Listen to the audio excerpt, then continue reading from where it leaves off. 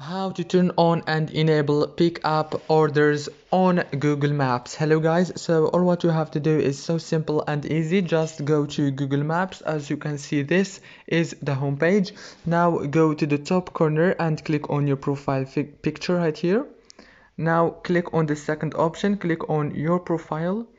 It will take you to this page. Now right here, all what you have to do is so simple. Click on edit profile and now click on profile and privacy settings right here. After you click on it, it will take you to this page. Now search for pickup. You will find it in the top, as you can see, and click on it, and now you can see your pickup orders in maps. Very easy and fast. If this video was helpful, please don't forget to like and subscribe, and see you later, and thank you so much.